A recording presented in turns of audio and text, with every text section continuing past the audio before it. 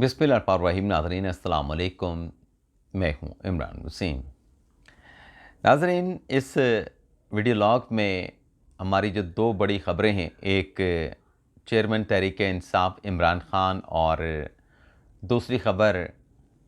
साबिक़ वज़ीर दाखिला शेख रशीद साहब के हवाले से।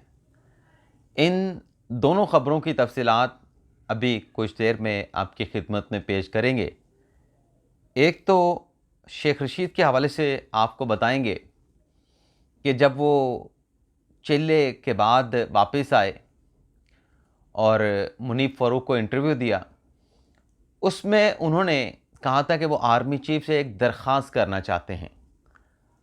अब उस दरख्वास्त का क्या बना, शेख साहब को कैसे इनकार हुआ, एक तो ये डिटेल आपके साथ हम शेयर करेंगे। और दूसरा, जो इमरान ख़ान को अडयाला जेल में मरासला जाना, वो भी सुप्रीम कोर्ट की जानिब से, इसकी तफसीलात भी आप नाज़रीन के साथ शेयर करेंगे। लेकिन इन दोनों बड़ी ख़बरों से पहले दो बड़ी हैपनिंग्स हुई हैं। एक तो जो फ़रा गोगी का जो खुफिया पासपोर्ट है, मुबैना तौर पे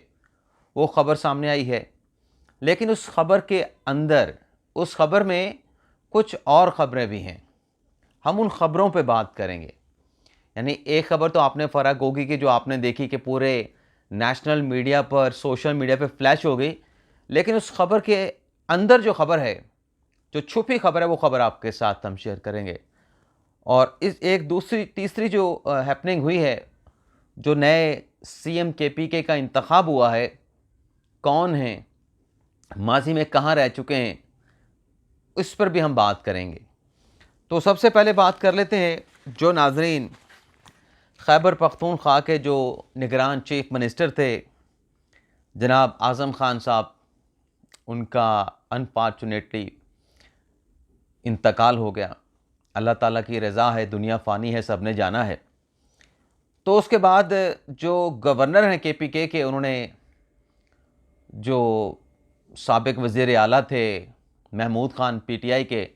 अब तो वो परवेज़ खटक पार्टी में जा चुके हैं ना,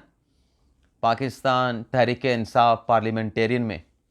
और दूसरे जो अपोजिशन लीडर थे अकरम दुरानी साहब, उनको ये एक मरतबा फिर ज़िम्मेदारी सौंप दी कि आप निगरान वज़ीर आला के नाम का इंतखाब करें। अब इस इजलास से पहले तहरीक इंसाफ ने ऐलान कर दिया था कि चूँकि ना तो महमूद ख़ान वज़ीर आला हैं और ना ही अकरम दुरानी अपोजिशन लीडर हैं खैबर पख्तूनख्वा के, और अगर इन दोनों ने मुशावरत के साथ किसी भी नाम पर इत्तफ़ाक़ किया तो हम अदालत में जाएंगे। तो पाकिस्तान तहरीक इंसाफ ने तो अपने अज़ाइम, अपने मंसूबे या अपना रद्दअमल इस तैनाती पे जो कि हुई है, अभी जिसकी डिटेल आपके साथ हम शेयर करते हैं, पीटीआई ने पहले वाज़े कह दिया था कि हम इसको अदालत में लेके जाएंगे। तो अब देखते हैं कि पीटीआई कब इस मामले को अदालत में लेके जाती है कि जो जस्टिस रिटायर्ड अरशद हुसैन साहब हैं पेशावर हाई कोर्ट के, जो कि माजी में chief justice supreme appellate court भी रह चुके हैं गिलगित बल्तिस्तान के, एबटाबाद से इनका ताल्लुक़ है, सुप्रीम कोर्ट में वकालत करते रहे, केपीके के एडवोकेट जनरल ऑफिस में रहे, हमारे साथ मुलाकातें भी होती रहीं जब वो सुप्रीम कोर्ट में केपी ऑफिस में हुआ करते थे। अभी पिछले दिनों सुप्रीम कोर्ट में आए हुए थे, तो तब भी उनके साथ गपशप हुई, बातचीत हुई। तो महमूद ख़ान और अकरम दुरानी की जानिब से जब ये मुशावरत का आगाज़ किया गया, तो दावा तो कर दिया गया था कि आज ही नए वज़ीर आला के नाम का हम इंतखाब कर लेंगे। अकरम दुरानी की तरफ से नाम पेश किया गया। मुशावरत करने के बाद जो समरी थी जनाब जस्टिस अरशद हुसैन साहब की, जस्टिस रिटायर्ड अरशद हुसैन साहब की, उस पर तैनाती की जो समरी थी, उस पर गवर्नर केपीके गुलाम अली ने जो है वो दस्तखत कर दिए। तो अब ये अपनी निगरान काबीना बनाएंगे। वैसे तो एक तरीके से अच्छा हुआ कि ज़्यादा खला नहीं पैदा हुआ, इस मामले को हल कर लिया गया। और अगर कोई कॉन्स्टिट्यूशन या लीगल कोई हुक्म भी है तो पीटीआई अदालत में चली जाएगी, वहाँ पे तमाम चीज़ें फिर अदालत करार दे देगी भी क्या सही हुआ है, क्या गलत हुआ है। इसके अलावा नाज़रीन, फ़रा ख़ान, फ़रा शहज़ादी या फ़रा गोगी, जिनसे मुतल्लिक़ आज ये ख़बर सामने आई, बल्कि एक इंकशाफ सामने आया کہ آسٹریلیا اور نیوزی لینڈ کے ساتھ ایک جزیرہ ہے ونواتو کے نام سے، اس کا مبینہ طور پہ فرا گوگی کے پاس پاسپورٹ تھا۔ اب ایک لمحے کے لیے اس سٹوری کو آپ سچ مانیں تو اس سٹوری میں ایک تو یہ کہا گیا کہ ایک بزنس ٹائکون کو، ایک پراپرٹی ٹائکون کو یہ ٹاسک دیا۔ اب اس کے اندر جو خبر ہے یہ نہیں کہ فرا گوگی کا پاسپورٹ نکلایا۔ اب اس پہ پہلے آپ کو یاد ہوگا کہ جو توشہ خانہ کی گھڑیوں والے معاملات سامنے آئے تھے، اس پہ کہا گیا تھا کہ جی فرا گوگی کے پاس تو کوئی پاسپورٹ نہیں ہے، وہ کیسے پاکستان کے پاسپورٹ پہ دبئی چلے گئی، وہ تو ابو ظبی گئی تھی، وہ تو کبھی ابو ظبی گئی نہیں۔ تو میرے خیال سے وہ جو اس وقت کچھ چیزیں ایسے ابہام پیدا کرنے کی کوشش کی گئی، یہ پاسپورٹ ایگزسٹ کرتا ہے تو پھر وہ توشہ خانہ کی گھڑی دبئی میں فروخت کرنے والی بات بھی پھر درست ثابت ہوتی ہوئی نظر آ رہی ہے کہ ابو ظبی آپ اتریں اور وہاں سے آپ دوسرے پاسپورٹ پہ، ونواتو کے پاسپورٹ پہ آپ دبئی چلے جائیں یا پیدل آ جائیں یا اگلے ملک پہ چلے جائیں، کیونکہ اسٹوری میں یہ کہا گیا ہے کہ جب عمران خان صاحب کے خلاف عدم اعتماد آیا تو اس سے 6 روز پہلے فرا گوگی اس پاسپورٹ پہ متحدہ عرب امارات گئیں، پاکستان کے پاسپورٹ پہ، اور پھر وہاں سے ڈاج کرنے کے لیے کہ لوکیشن نہ پتہ چل پائے فرا گوگی کی، وہ پھر کہا گیا کہ مبینہ طور پہ ونواتو کا پاسپورٹ جو ہے وہ آگے کی ڈیسٹینیشنز کے لیے استعمال کیا گیا۔ لیکن بہرحال اس خبر میں یہ کہا گیا ہے کہ یہ عمران خان اور بش شاہ بیوی نے پراپرٹی ٹائکون ملک ریاض، یعنی مطلب کیونکہ اسی کا نام پراپرٹی ٹائکون یا بزنس ٹائکون کے طور پہ استعمال ہوتا ہے، اس کو ٹاسک دیا گیا کہ فرا گوگی کو خفیہ پاسپورٹ کسی ملک کا لے کے دے، پاسپورٹ لے کے دیں خفیہ، تو ظاہر سی بات ہے انہوں نے ظاہر نہیں کیا۔ اور پھر اس میں کہا گیا ہے خبر کے اندر خبر یہ ہے کہ اس پاسپورٹ کو جو رقم لوٹی گئی اور اس پاسپورٹ کو اس لوٹی دولت مطلب جو اکٹھی کی گئی اور جو منی لانڈرنگ کی رقم ہے اس کو ٹھکانے لگانے کے لیے استعمال کیا گیا۔ اب یہاں پہ آپ ناظرین مختلف تصاویر فرا گوگی کی دیکھتے ہوں گے، اس میں آپ کو ایک تصویر فرا گوگی صاحبہ کی ایک جہاز میں بیٹھی ہوئی بھی آپ کو ملتی ہے، غالباً یلو کلر کا ان کا سوٹ ہوتا ہے۔ تو کہنے والے کہتے ہیں کہ مبینہ طور پہ یہ جو جہاز ہے جس میں فرا گوگی صاحبہ بیٹھی ہیں، یہ ملک ریاض حسین کا جہاز ہے، جس کو وہ اپنے سفر کے لیے پاکستان میں خاص طور پہ دبئی کے لیے استعمال کیا کرتے تھے۔ اور ابھی چند دن پہلے بھی خبر آئی تھی کہ ان کے جو غیر صاحب شدہ اثاثے ہیں فرا گوگی کے، اس میں 15,000% اضافہ ہوا ہے، اور ان کے اثاثے کوئی 4500 بلین سے زیادہ بتائے جا رہے تھے، اس میں انڈکلیئر بھی مبینہ طور پہ بتائے گئے۔ بہرحال خبر جو ہے اس کا پتہ چل جائے گا، آئندہ آنے والے دنوں میں اس کی حقیقت، اس کی صداقت کھل کے سامنے آ جائے گی۔ لیکن اس سٹوری کا ناظرین لنک وہ انصار عباسی صاحب کی جو کل کی خبر ہے کہ بش شاہ بی بی صاحبہ کو بھی گرفتار کیا جا سکتا ہے، کچھ ایسے شواہد آئے ہیں جن کی ویریفیکیشن، جن کو کراس چیک کیا جا رہا ہے،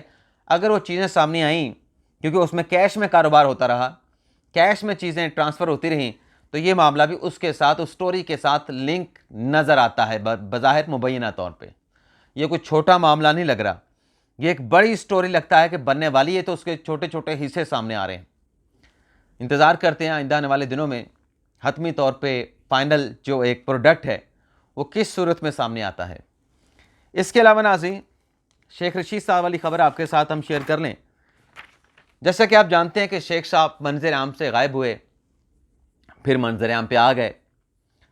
منیب فاروق صاحب کو انٹرویو کے لیے راولپنڈی بلایا، انٹرویو دیا،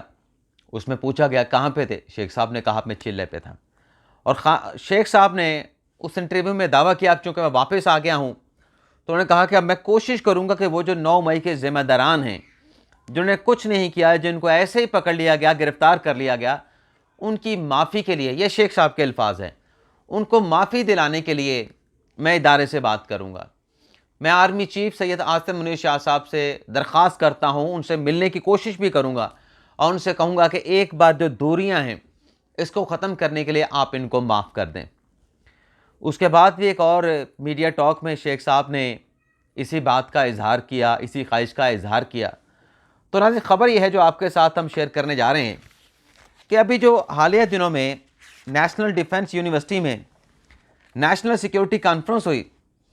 اس نیشنل سیکیورٹی کانفرنس کے جو شرکا تھے انہیں ملک بھر میں لے جایا گیا, مختلف کورس کا وزٹ کروایا گیا. بلوچستان گئے, کراچی گئے, پنڈی کور, اور لاہور بھی لے جایا گیا. کور کمانڈر لاہور پہلے سلمان غنی صاحب تھے, جن کو کی جگہ پہ پیر عامر رضا صاحب کو لگایا گیا. ان کا تو کورٹ مارشل ہو گیا سلمان غنی صاحب کو, جو پہلے کور کمانڈر تھے. تو وہاں پہ جب انٹریکشن ہوا نیشنل سیکیورٹی ورکشاپ کے لوگوں کا, جو نئے کور کمانڈر ہیں لاہور کے عامر رضا صاحب, ان سے سوال ہوا 9 مئی کا, اور حوالہ شیخ رشید کا دیا گیا کہ شیخ صاحب نے اپنے انٹرویو میں کہا کہ وہ چلہ کاٹ کے آئے ہیں, اور وہ اب 9 مئی کے واقعے جو کہ لاہور کور کمانڈر کے گھر میں ہوا, جناح ہاؤس میں ہوا, ان کے لیے معافی کے طلبگار ہیں, ان کو معاف کروانا چاہتے ہیں. تو اس پہ ہمیں جو ذرائع کی جانب سے بتایا گیا کہ رسپانس یہ تھا دوسری طرف سے کہ اگر ایسا کرنا ہے تو پھر جیل میں باقی جو قیدی ہیں, یہ 9 مئی کے واقعہ سے ہٹ کے جیلوں میں, ملک بھر کی جیلوں میں جو باقی لوگ ہیں, پھر ان کو بھی چھوڑ دیں. پھر ان کے ساتھ امتیازی سلوک کیوں کرنا ہے؟ کہا گیا کہ کسی کے ساتھ امتیازی سلوک نہیں ہوگا, چاہے میل ہے چاہے فیمیل ہے, جس کا جو حصہ ہے 9 مئی کے واقعہ کے حوالے سے اس کا وہ حصہ اس کو ملے گا, اس کو وہ اپنا حصہ لینا پڑے گا, اس کو اپنے جرم کو بھگتنا پڑے گا, اس سزا کو فیس کرنا پڑے گا. اور یہ بھی کہا گیا کہ اس روز ریڈ لائن کراس ہوئی, یا کہا گیا اس روز ریڈ لائن کراس ہوئی, اور پھر اس کے آگے کہا گیا کہ یقیناً اس روز ریڈ لائن کو کراس کیا گیا. اور پھر کہا گیا کہ اگر کور کمانڈر ہاؤس سے کسی نے مور بھی چوری کیا ہے تو اس کو بھی سزا ملے گی, لیکن مور چوری کرنے والوں کو سزائے موت نہیں ہوگی. جو اس کی سزا ہے 2 سال, 1.5 سال, 1 سال, 3 سال, وہ اس کو سزا ملے گی. یہ نہیں کہ کسی نے چھوٹا جرم کیا ہے اس کو تختہ دار پہ لٹکا دیا جائے گا, ایسا نہیں ہوگا. تو یہ جو شیخ صاحب یہ سوچ رہے تھے کہ میں بات کروں گا آرمی چیف سے, کوئی ریلیف حاصل کروں گا, تو یہ ایک سوچ ہے, ایک ادارہ جاتی سطح پہ ایک فیصلہ ہے کہ 9 مئی کے واقعے پہ کوئی کمپرومائز نہیں ہوگا. تو یہ جو شیخ رشید صاحب انصار برنی کا بننے کی کوشش کر رہے ہیں, وہ کہ وہ ہے نہیں اور بن بھی نہیں سکتے, تو میرے خیال سے اگر کہیں ان کا ٹاکرا ہو بھی گیا آرمی چیف کے ساتھ تو انکار ہی ہونا ہے. جیسے لاہور کور کمانڈر عامر رضا صاحب نے کہا کہ یہ بڑا سنگین واقعہ تھا اور یقیناً ریڈ لائن کو کراس کیا گیا, تو امتیازی سلوک نہیں, جو جس کا جرم بنتا ہے اس کو سزا ملے گی, تو اس پہ کسی قسم کا کمپرومائز نہیں ہوگا. تو شیخ صاحب بے شک آج چلے جائیں, کل ملنے, ہونا انکار ہی ہے, انکار کے علاوہ کچھ نہیں ہونا. اس کے علاوہ جو سپریم کورٹ سے چیف جسٹس قاضی فائزہ کی عدالت سے اڈیالہ جیل میں عمران خان صاحب کو جو مراسلہ جانے کا معاملہ ہے یا مراسلہ پہنچائے جانے کا معاملہ ہے, تو ناظرین آپ کو یاد ہوگا کہ جو نیب ترامیم کا فیصلہ سپریم کورٹ نے دیا فرسٹ راؤنڈ لیٹیگیشن میں, جس میں نیب ترامیم کو اڑا دیا گیا, عمران خان صاحب کی درخواست کو ایکسیپٹ کر لیا گیا, سیاستدانوں کے کیسز ری اوپن کروا دیے گئے اور بیوروکریٹس کو پروٹیکٹ کر دیا گیا. تو اس فیصلے کے خلاف جو وفاقی حکومت نے مخدوم علی خان کی وساطت سے جو اپیل دائر کی تھی, intra court appeal practice procedure قانون کے برقرار رہنے کے بعد, اس پہ آپ کو یاد ہوگا کہ قاضی فائزہ صاحب نے یہ کہا تھا کہ یہ جو فیصلہ ہے اس سماعت کا نیب ترمیم کے خلاف جو اپیل ہے, اس فیصلے کی کاپی اور اس کے ساتھ ساتھ جو اپیل آئی ہے وفاقی حکومت کی ایکچوئل فیصلے کے خلاف, یہ تمام چیزیں جیل میں عمران خان صاحب کو پہنچائی جائیں. تو وہ ایک پورا ایک بنا کے, اور ساتھ میں لیٹر جو ہوتا ہے سپریم کورٹ کا جو ایک مراسلہ جس کو کہہ لیں امپلیمنٹیشن کا, ویسے تو یہ سول برانچ کرتی ہے, حتمی فیصلہ ہو تو وہ امپلیمنٹیشن برانچ کی طرف جاتا ہے, لیکن جو سول 2 برانچ ہے وہ بھی ظاہر سی بات ہے کہ جب کوئی آرڈر آیا ہے تو اس کے نوٹس کی تعمیل کے لیے ایک لیٹر بنا کے جس کو مراسلہ کہتے ہیں, وہ ان تمام چیزوں کے ساتھ, جس میں آرڈر بھی سپریم کورٹ کا تھا, جس میں اپیل بھی تھی, اسپیشل رائٹر کے ذریعے اسپیشل سپریم کورٹ کے میسنجر کے ذریعے ایک دن مغرب کے بعد یہ رائڈر وہاں پہ بھیجا گیا میسنجر، اور اڈیالہ جیل میں جو سپرنٹینڈنٹ صاحب ہیں، گھر بھی ان کا اندر ہے جیل کے اندر، وہاں پہ ان کے آفس نے، یعنی گھر کا جو بندہ آفیشل تھا، آفس میں نہیں، جو گھر میں ان کے بنا ہوا ہے R&I کا جو آفس ہوگا، وہاں پہ وہ موصول کر لیا گیا۔ سپریم کورٹ کا بندہ وہاں پہ جا کے دے آیا، اور پھر وہ تمام چیزیں عمران خان صاحب کو دے دی گئیں کہ یہ آپ کے لیے سپریم کورٹ سے تحفہ آیا ہے۔ یہ تحفے کا لفظ میں نے استعمال کیا۔ تو اس کے بعد پھر خان صاحب نے فیصلہ کیا کہ اب میں سپریم کورٹ میں خود پیش ہوں گا۔ چلیں خان صاحب پیش ہو جائیں، لیکن لگتا نہیں کہ خان صاحب پیش ہوں گے۔ خان صاحب کی پیشی کے حوالے سے ابھی تو نیب ترامیم کے فیصلے کے خلاف جو اپیل پر سماعت ہے اس کی کوئی تاریخ نہیں آئی، لیکن لگتا یہی ہے کہ جیسے پہلے سیکیورٹی کنسرن شو کیے گئے، اب بھی شو کیے جائیں گے جب بھی آئندہ کی سماعت ہوگی اس کیس کی۔ تو پھر میرا اندازہ یہ ہے، اور میری خبر بھی آپ اس کو سمجھ لیں، کہ قاضی فائز صاحب آرڈر کریں گے کہ اگر وہ آنا چاہتے ہیں تو انہیں سپریم کورٹ میں لا کے پیش کیا جائے۔ دیکھتے ہیں فردر کیا ہوتا ہے۔ اجازت چاہتے ہیں، اللہ حافظ۔